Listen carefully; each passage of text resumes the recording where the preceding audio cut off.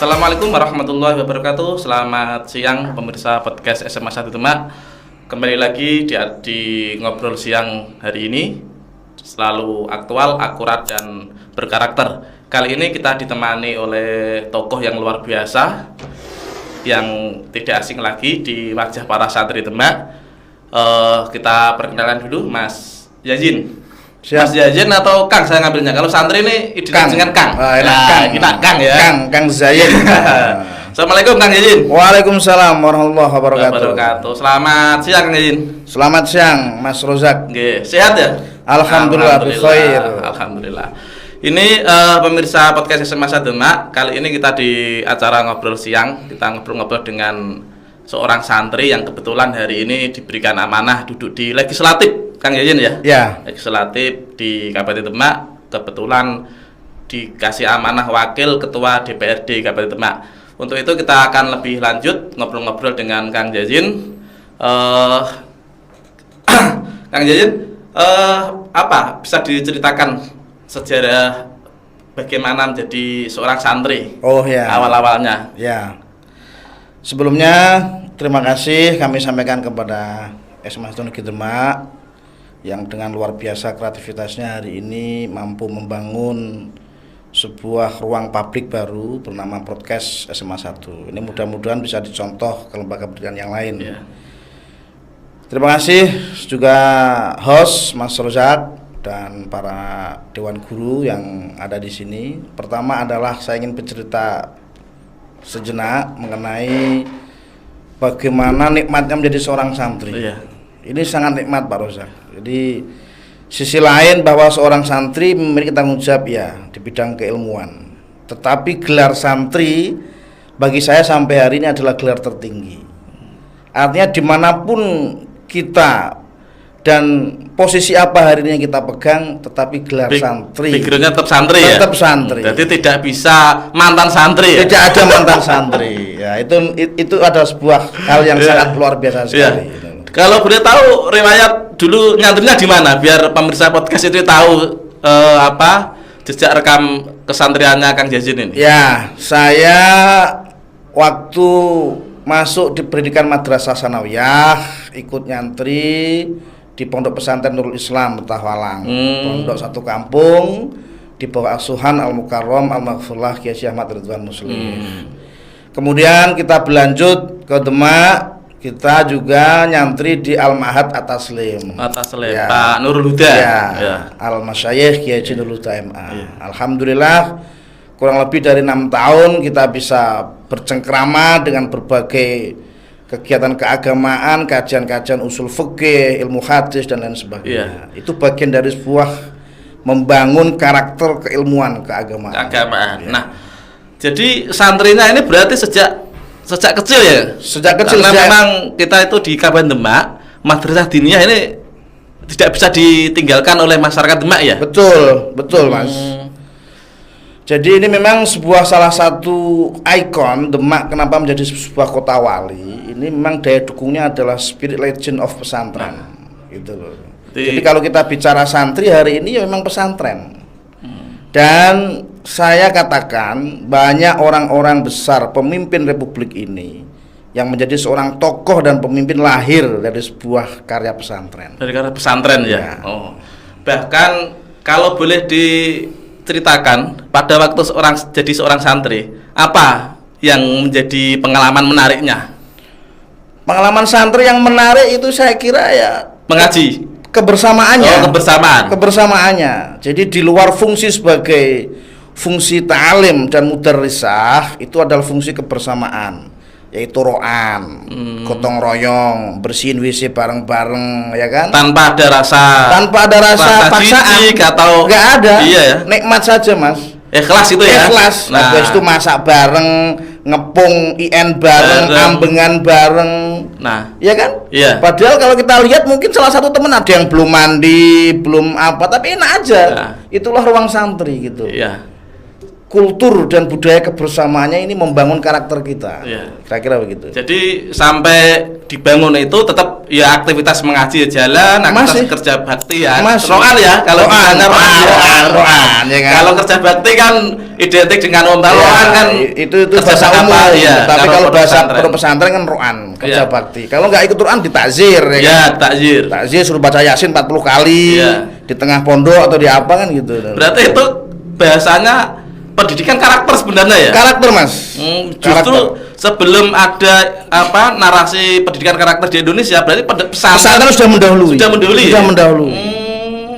Sehingga akan terbentuk karakter yang Ya. disiplin tadi, ya kemudian tanggung jawab, dan seterusnya. Oh, Betul. berarti, lah setelah di pondok pesantren Atas Lem, Kang Jason ini melanjutkan Ke pesantren modern. modern Ya, di Solo. Oh, di Solo. Ya. Tetap tidak pernah dipisahkan dengan pondok pesantren Oh, ya? nggak bisa. Kita harus tetap ke pesantren. Oh, Ya. gitu. Meskipun mungkin ruang kajiannya berbeda, tetapi itu ada sebuah pesantren juga. Maka waktu itu juga kita hadir sebagai mahasiswa UNS, kita juga tetap melaksanakan kegiatan di pesantren. Mewarnai ya? Mewarnai santri, Nah. terus kemudian kalau di luar berarti mahasiswa. Mahasiswa. Nah, jadi dua kategori yang kita padukan ini luar biasa. diintegrasikan ya. Sebagai kekuatan anak muda. Anak baru. muda. Nah. Nah, ini Kang, kaitannya dengan ini kan posisi kalau dulu santri ini masih dipandang sebelah mata oleh masyarakat. Paling kalau lulus ya jadi mudin kan gitu. Ya. Ternyata sekarang banyak tadi yang disampaikan mewarnai dalam kehidupan berbangsa dan bernegara ya. Ya. Bahkan hampir santri ini punya legalitas undang-undang ya, undang-undang santri. Oh iya. Undang-undang Hari Santri. Hari ya? Santri. Hari Santri. 22 Oktober. 22 Oktober. Iya, Nah, berarti ini momentum yang tepat bahwa eksistensi santri ini semakin Ya. kelihatan. Masuk. Jadi gini Pak Rozak, kita ingin bercerita mengenai bagaimana eksistensi santri membangun negeri ini. Kita mulai dari awal sejarah, bagaimana ketika Indonesia merdeka tahun 17 Agustus 45, kemudian sebulan setelah itu ada upaya dari kelompok penjajah yang ingin kembali merebut republik ini. Tetapi waktu itu gagasan itu muncul oleh Rais Am Mbah Hasyim Asy'ari yang melaksanakan rapat di kantor Ansor Jawa Timur bersama Mbah Wahab Hasbullah. Waktu itu menggagas mengenai pentingnya resolusi jihad fisabilillah. Maka pada tanggal 22 Oktober 1945 itu kita maknai sebagai hari resolusi jihad fisabilillah. Itu peran santri semua. Jadi jelas ya? Jelas. Sangat jelas ya? Jelas, bahkan santri pernah mengantarkan sebagai produk terbaik pemimpin Republik ini adalah Kiai Haji Abdurrahman Wahid terputus sebagai ya? Presiden yang Republik Indonesia Iya. ya. Berarti ini semakin jelas peran santri ya? Peran santri baik waktu fase kemerdekaan sampai sekarang, saya kira memang perannya sangat konkret untuk bangsa dan Republik ini. Nah, ini kemudian kenapa Kang Jason ini terjun ke dunia politik? Santri, terus kemudian mahasiswa, terus kemudian setelah itu terjun di dunia politik. Apa motivasinya kira-kira Kang? Ini Mas, biar santri-santri yang lain ini tergirohnya itu kelihatan muncul. Saya kira begini, dalam adagium santri menurut saya itu ada 3 hal yang perlu kita perankan. Yang pertama adalah husnul muamalah. Jadi kebaikan dalam mengambil peran di masyarakat. Ini penting. Iya. Termasuk bagaimana santri harus turun di politik. Ini sebuah bagaimana cara memperjuangkan. Karena politik itu penting ya? Penting. Sangat penting. Negara ini atas dasar rumusan politik. Orang haji aja membutuhkan politik. Iya. Coba kalau nggak ada menteri agama, ya kan? Terus yang ngurus haji siapa?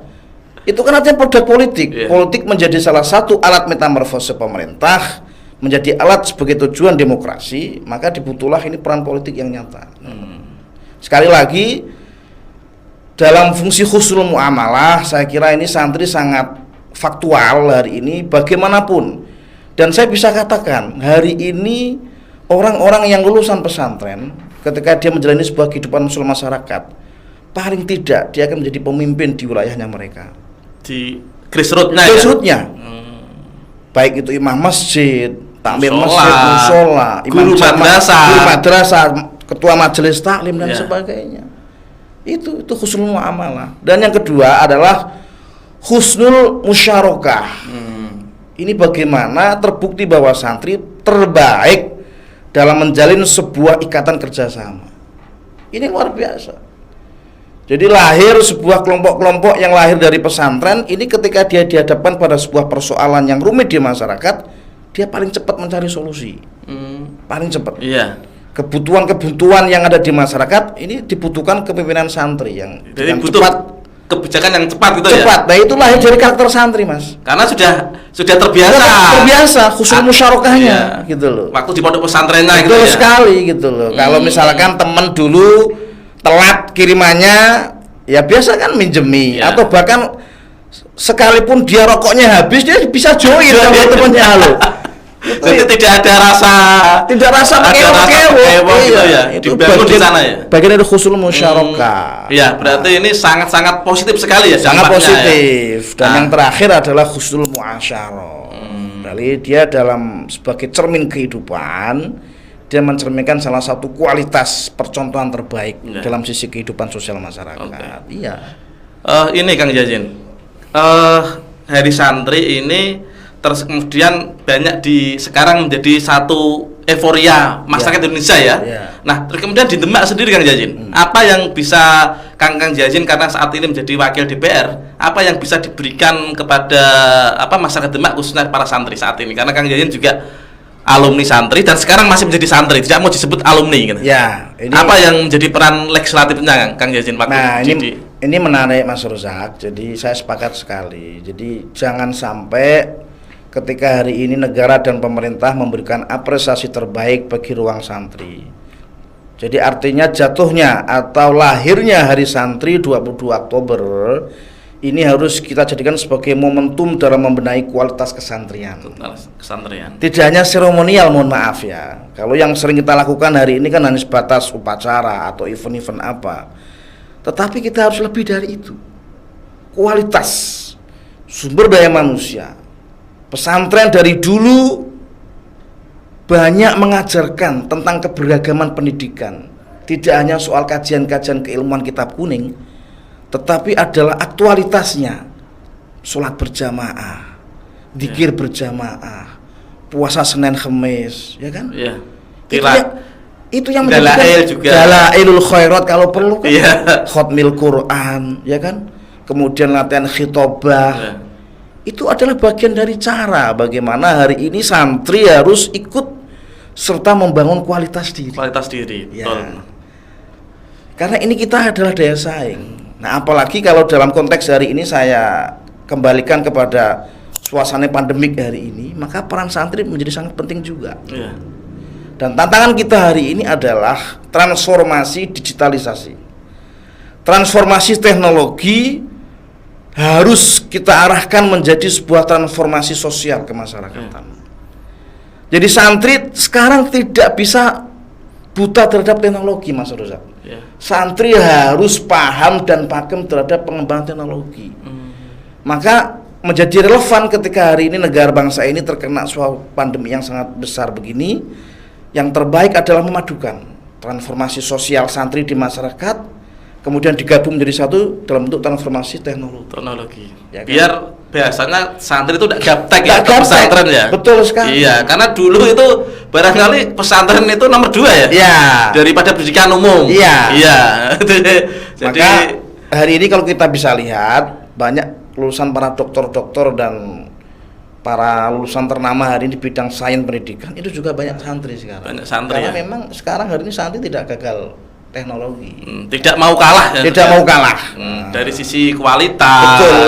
Dari sisi SDM. Betul. Ya, dari sisi yang lain. Iya, karena begini ya. Jadi saya tambahkan dulu ketika ada sebuah sahabat bertanya, ketika ruang kajian-kajian di zaman era Rasulullah, kenapa kita ketika mengkaji sebuah kitab Bukhari Muslim, ya kan? Itu kita banyak menemui sanad an Abi Hurairah, ya kan? Kita jarang sekali melihat atau mendengar an Abi Bakrin, an Abi Amrin. Sekarang an Abi Hurairah itu siapa? Padahal Khulafaur Rasyidin adalah Abu Bakar, Utsman, Umar dan Ali. Sayyidina Ali karramallahu wajhah. Nah, ketika kita bedah dengan para masyayikh, ya kan, waktu itu ada Basu Masail di Al Anwar sayang di Mbah Maimun itu dikupas. An Abi Hurairah. Karena apa? Karena an Abi Hurairah. Abi Hurairah itu min subahin ila subahin. Dari pagi ke pagi, dia yang limpruk di Masjid Madinah menunggu Rasulullah memimpin majelis taklim. Abu Bakar sementara santri yang sudah senior, dia memiliki fungsi tugas yang lain. Ibarat lurah pondok, itu tugasnya tidak hanya ngaji gitu loh, tetapi harus menangani sebuah manajerial ya kan. Misalnya santri beling ya kan, takzir, santri telat kiriman itu harus apa bagaimana. Maka tetapi dua-duanya merupakan pewaris ilmu dari Rasulullah ya kan. Kalau Abu Bakrin itu merupakan dari min ilmu wirasah ya kan, sedangkan kemudian kalau Abi Hurairah min ilmu dirasah. Nah, ini juga bagian dari aspek santri. Maka hari ini santri tidak hanya menuruni banyak keilmuan di bidang dirasah, tetapi ilmu wirasah, ilmu ilmu tentang perspektif akhlak, budi pekerti, keluhuran ini harus kita bangun bersama. Insya Allah dengan begitu Mas Rozak, saya kira karakter sebuah masyarakat hari ini yang dibangun melalui karakter santri, insya Allah ini menjadikan bangsa yang lebih baik. Saya kira itu. Kang, berarti bisa saya simpulkan bahwa santri itu sebenarnya untuk saat ini tidak boleh minder ya? Nggak boleh takut ya? Nggak boleh takut, karena sejak kecil sudah dibina mentalnya. Berarti kalau santri sampai sekarang ada yang rasa ketakutan menghadapi bukan santri, berarti dipertanyakan santrinya itu ya.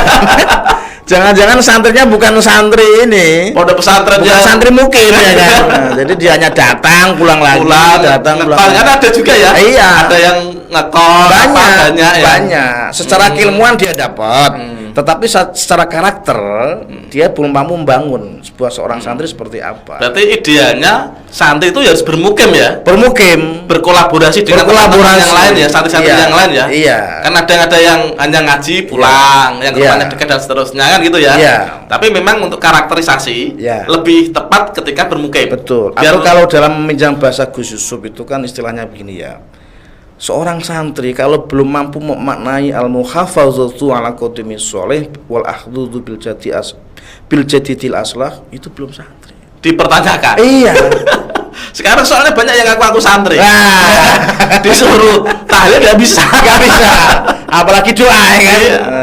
Ini berarti sebagai refleksi kita ya, santri. Nah, kalau boleh tahu Kang Yazin, karena jenengan itu wakil DPR sekarang. Politik willnya untuk santri apa Kang Yazin di Demak? Ini sekaligus menambahkan tadi pertanyaan pertama belum saya jawab lengkap. Nah, ini peran kita seperti apa? Peran kita adalah, kita sebagai DPR adalah pertama regulator.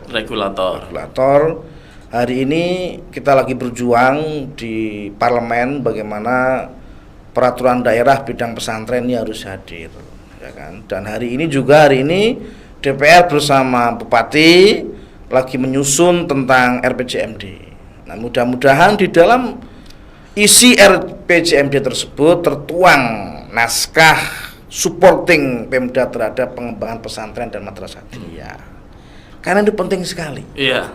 Saya kira yang harus kita lakukan hari ini apa? Ya, membuat suatu situasi yang sangat menarik untuk masyarakat. Bahwa pesantren itu hadir sebagai ruang solusi. Di tengah pandemi seperti ini, apa yang harus bisa kita lakukan untuk keberlangsungan ilmu anak-anak? Ya pesantren. Tidak ada yang lain. Tidak ada yang lain. Iya.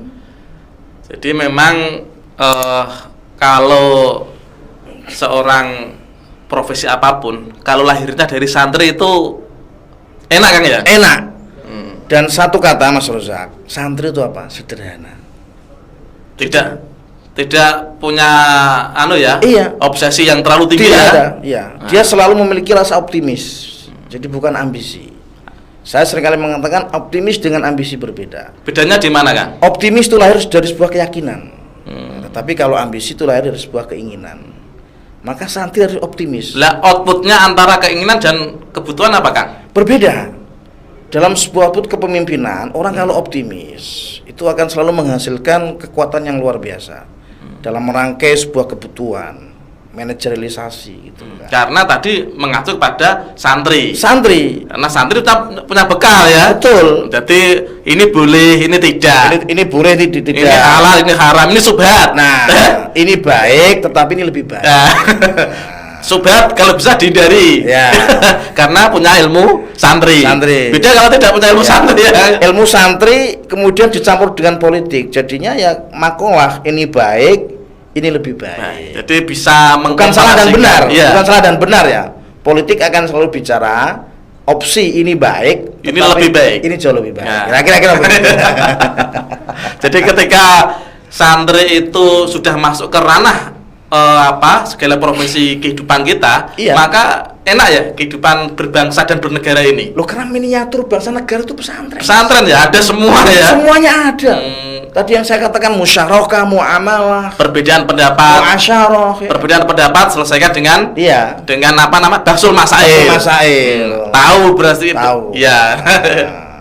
Jadi pemirsa podcast SMA 1 Demak, ketika memang Kang Jazin ini menjadi wakil DPR, ternyata juga tidak berhenti kontribusinya terhadap santri Demak gitu kan Jazin ya. Iya, jadi sampai sekarang ini informasi dari Kang Jazin tadi lagi RPJMD dengan Pemda Kang Jazin, kaitannya dengan apa?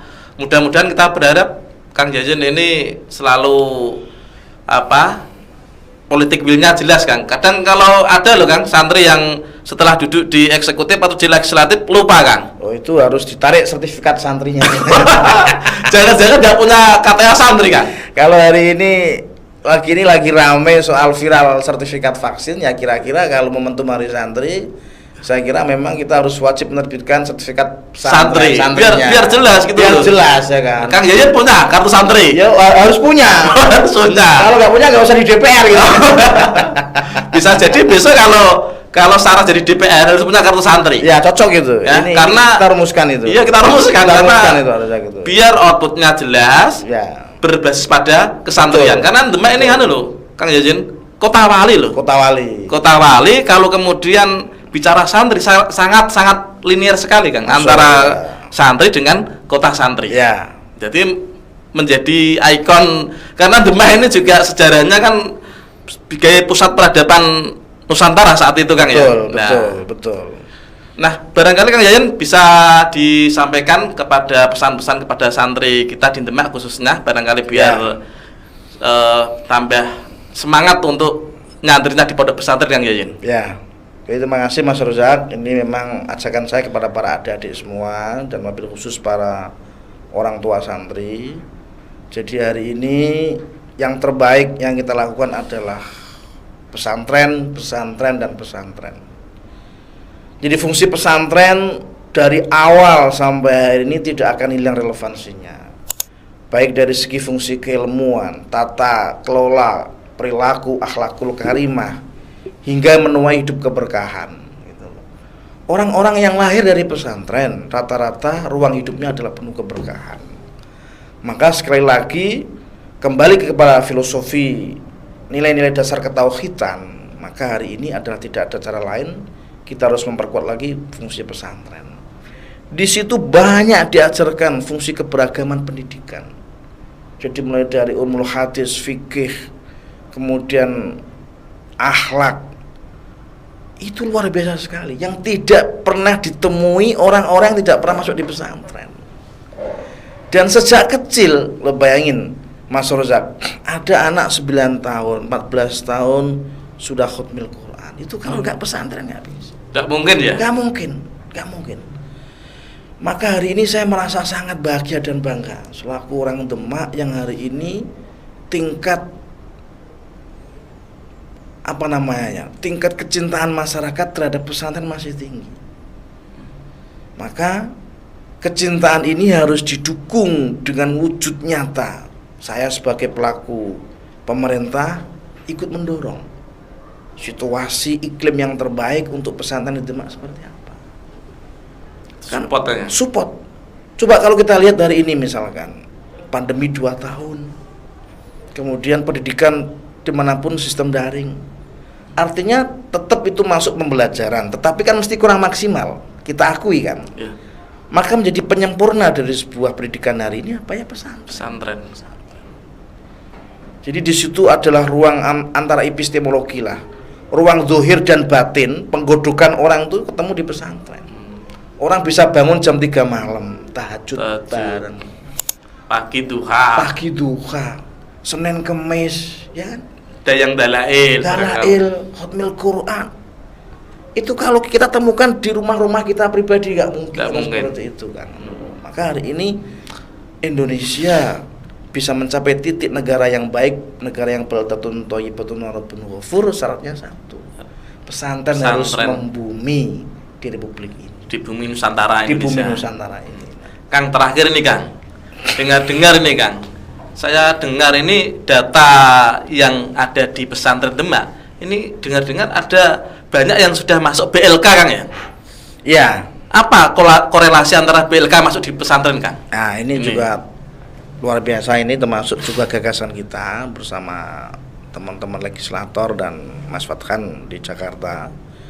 Alhamdulillah ini kan Demak kurang lebih ada 14 pesantren yang sudah kita taruh BLK.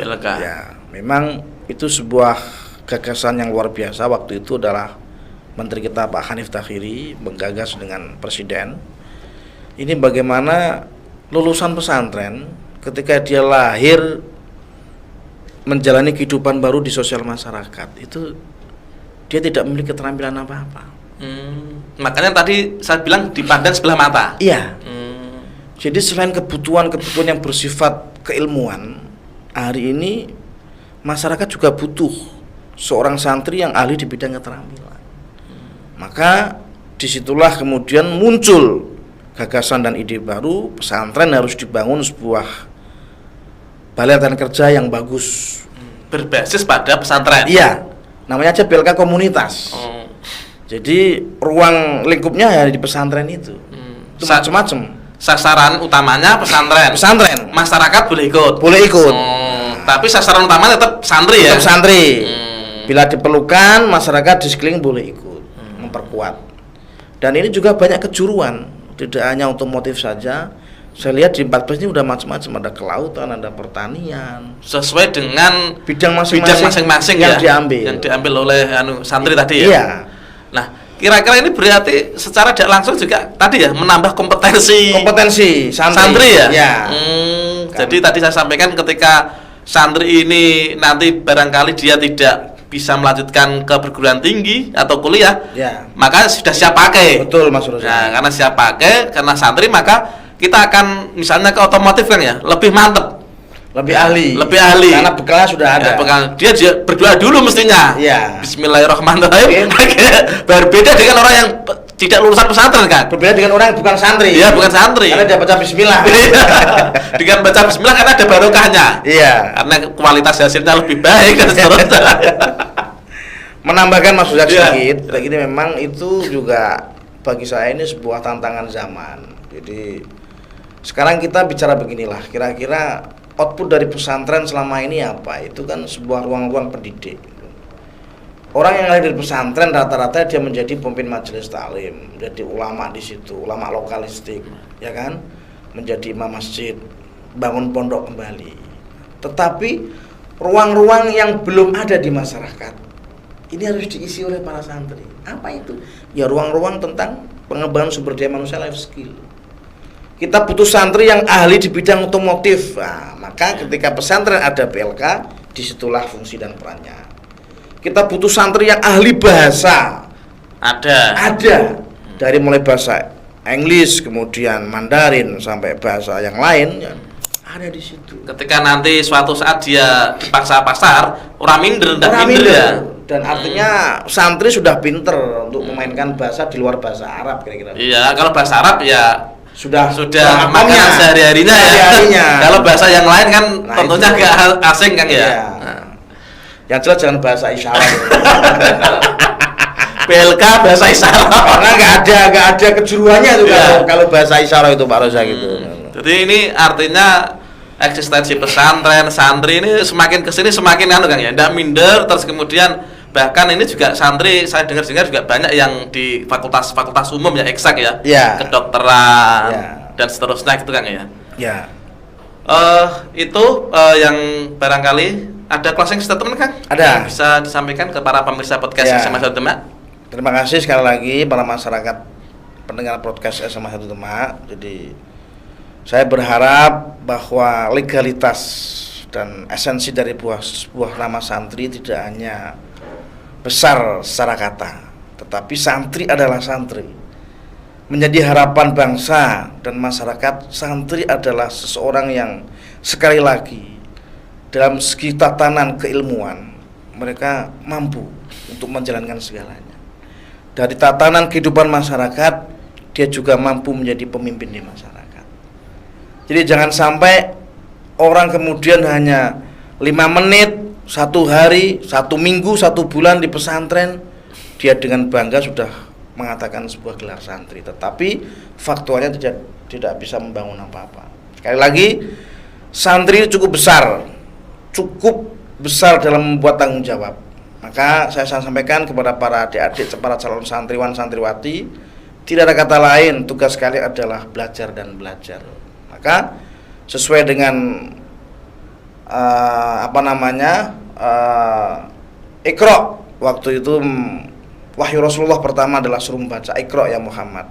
Maka sama, saya sampaikan kepada para santri, belajarlah dan belajar. Karena dengan sebuah ketekunan belajar, maka insya Allah kalian akan menjadi alim. Ketika alim, disitulah bahwa santri akan kemudian menerapkan esensi dari sebuah kehidupan bermasyarakat. Ya. Terakhir Kang Yajin, kalau dengar-dengar ini Bupati yang baru ini juga katanya santri juga. Saya dengar nyantri di Jekulo Kudus. Jekulo Kudus ya. Ya. Nah, berarti barangkali akan penentuan RPJMD ketika bicara santri selesai. Ya. Ya. Mudah-mudahan dengan Bupati yang hari ini berkarakter santri, mudah-mudahan konsep anggaran dan konsep pembangunan RPJMD ini memiliki nalar santri yang kuat. Ya, dengan kekuatan santri yang kuat, insya Allah membangun Demak ini akan lebih baik. Karena esensinya Demak ini adalah kota wali dan kota pesantren. Itu aja. Libatkan pesantren, libatkan santri dalam membangun seluruh kekuatan yang di Demak ini. Kuncinya hanya itu. Oke, jadi santri tidak boleh ditinggalkan. Nggak boleh. Madrasah, pesantren tidak boleh ditinggalkan. Harus di depan. Iya. Ya.